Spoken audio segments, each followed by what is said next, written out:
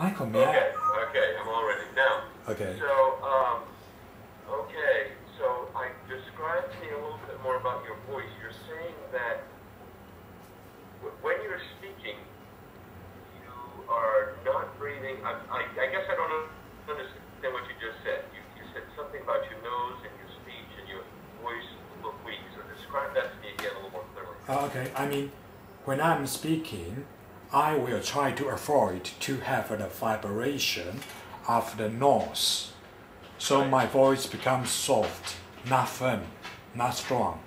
That's because once I use the vibrating of the nose, here, yeah, as I described, always the same thing. And I detested it several times. When I went to some place, talk to people in a public place, they cannot hear me clearly, then I try to use the vibrating of here, and immediately this part tight.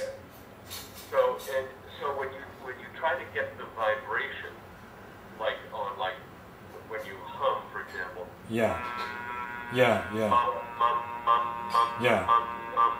So you get that buzz in vibration. That hurts you down in the chest. Yeah. Yeah. The same part. That starts to hurt, okay. And I think you were doing that correctly. Go ahead and do a little bit of that now, just on like a, feel the vibration when you do Let me hear you do that. Go ahead and just briefly. Yeah, no, you get the vibration there, good. Yeah, but my brain, I start to feel dizzy a little bit already.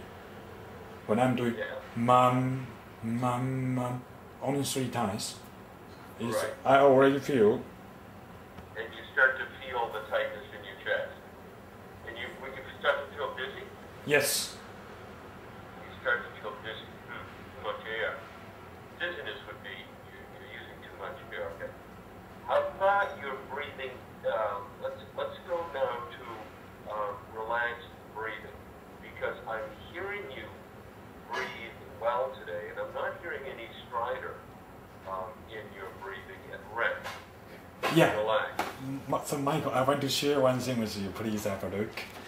Like, I tried one thing. If I inhale,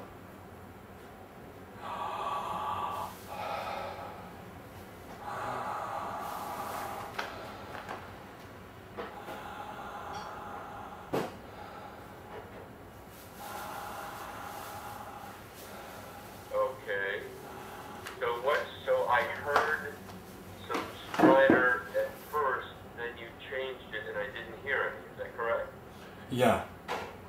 When I open the mouth and use the diaphragm, and you can hear some sounds, but it's not the stridor. It's just like Just air moving in and out. yeah, I think Right. so. Yeah. Yeah. Right. But that would be just turbulence, what we call turbulence, just the air, the sound of the air. Yeah, turbulence, like airplane gets the turbulence. But you can't sustain that. You can't keep it going. I cannot. Because it starts to hurt. Yeah. That's the problem. It starts to hurt. Okay. So Michael, I want to discuss one thing about the breath, because the breath is a dynamic exercise, right? Right. So don't be scared, okay? This one's a screw, okay? Oh, there you go. You got little Joe there. Yeah, yes, little guy, yeah. So I mean, I see the diaphragm, and it should be here, like a parachute, right? Like a parachute or bell shaped, right? Yeah.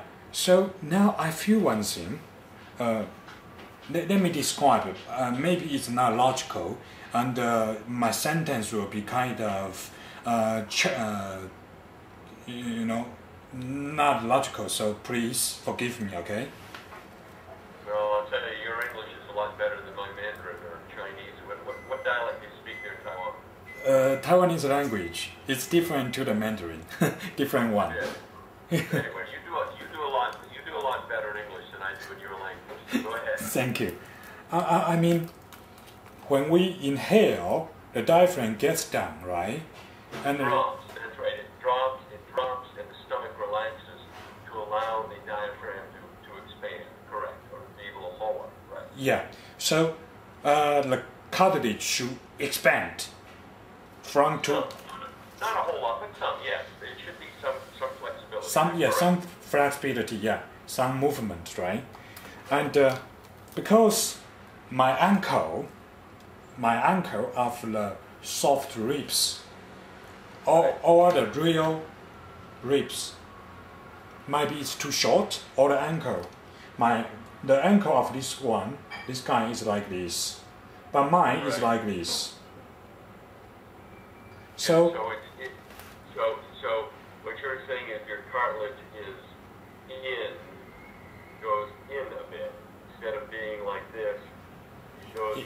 Yeah, it's instead of being like this, mine is like this. It's like that, okay. Not so much, not so obviously. Yeah. So when the diaphragm gets down, normally this one should be expand out.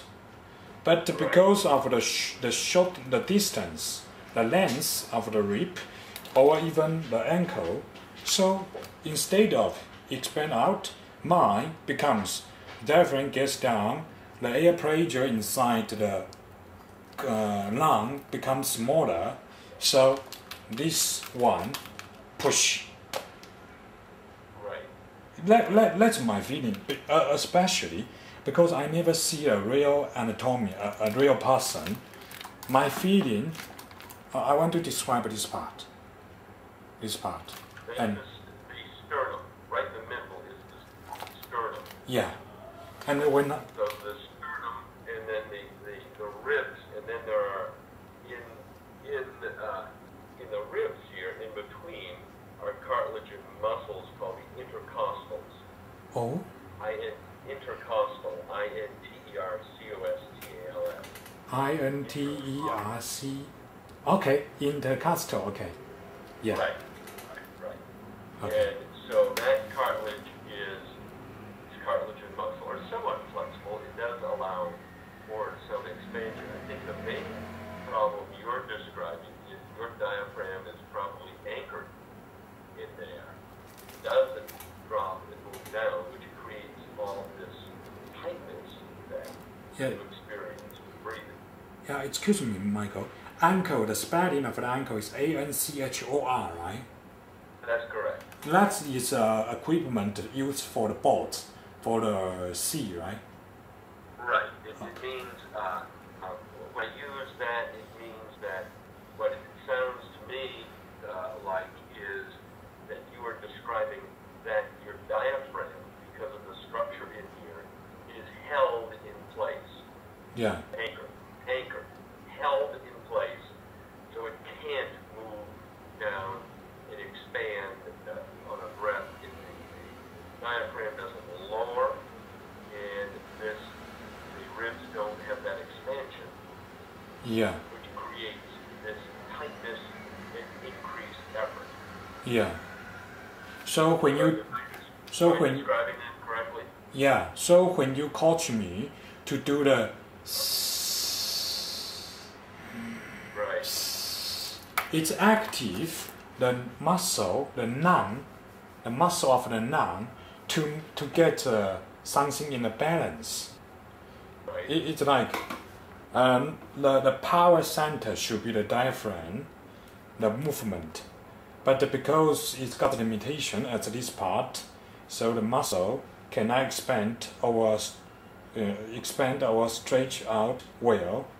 So tightness, and once you coach me to use the shh, Right. the muscle on the upper part start to work, and finally when they get the balance, I feel comfortable. Right. But it's a tough test. It's tough to get there. Yeah, and people won't live like that, I think. No,